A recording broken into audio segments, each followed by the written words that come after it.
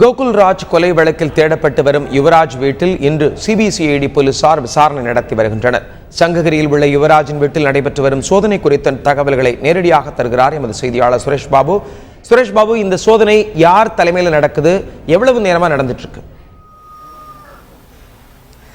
சேலம் ஓமலூர் பொறியியல் பட்டதாரி கோகுல்ராஜ் கொலை வழக்கு தொடர்பான குற்றவாளிகள் ஏற்கனவே கைது செய்யப்பட்டுள்ள நிலையில் கோகுல்ராஜின் கொலை வழக்கில் முக்கிய குற்றவாளியாக கருதப்படும் தீரன் சின்னமலை பேரவையைச் சேர்ந்த யுவராஜ் தற்போது வரை தலைமறைவாக இருந்து வருகிறார். அவர் எங்கிருக்கிறார் என்ற எந்த ஒரு தகவலும் தெரியாமல் சிபிசிஐடி காவல்துறையினர் தொடர்ந்து தேடுதல் வேட்டையை நடத்தி வருவதுடன் இது தொடர்பான ஆவணங்களையும் திரட்டி வருகின்றனர். இந்த நிலையில் கோகுல்ராஜ் கொலை வழக்கு தொடர்பான முக்கிய ஆவணங்கள் ஏதேனும் கிடைக்குமா என்ற கோணத்தில் சிபிசிஐடி கூடுதல் கண்காணிப்பர் ஸ்டாலின் தலைமையிலான 7 பேர் கொண்ட அதிகாரிகள் இன்று காலை 7 மணி முதல் சேலம் மாவட்டம் சங்ககிரி அருகே உள்ள கொங்கனாபுரம் பிரிவு சாலையில் வசித்து வரும் யுவராஜின் மனைவியான சுவிதா என்பவர் வீட்டில் ஆய்வு மேற்கொள்ளப்பட்டது. அங்கு எந்தவிதமான தடயங்களும் ஆவணங்களும் சிக்காததால் தற்போது தலைமறைவாக உள்ள யுவராஜ் குறித்த விசாரணை தற்போது அவரிடையே நடைபெற்று வருகிறது. மேலும் சேலம் மாவட்டம் சங்ககிரி அருகே உள்ள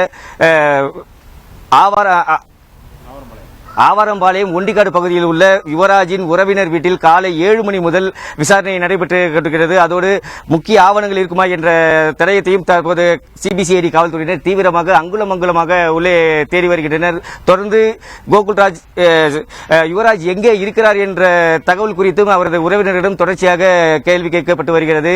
விசாரணை முடிந்து வெளியே வந்த பிறகுதான் முக்கிய ஆவணங்கள் ஏதேனும் கைப்பற்றப்பட்டதா, இல்லை இது தொடர்பாக தலைமறைவாக உள்ள யுவராஜ் குறித்த தகவல் ஏதேனும் தெரிவித்தார்களா என்ற தகவலை சிபிசிஐடி அதிகாரிகள் வெளியே கூறிய பிறகு தெரிய வரும். என்றாலும் காலை முதல் நடைபெற்றுக் கொண்டிருக்கும் இந்த விசாரணையால் ஆவரங்காட்டு பகுதியில் தற்போது அவர் உறவினர்கள் குவிந்துள்ளதால் ஒரு பரபரப்பான சூழல் நிலவி வருகிறது.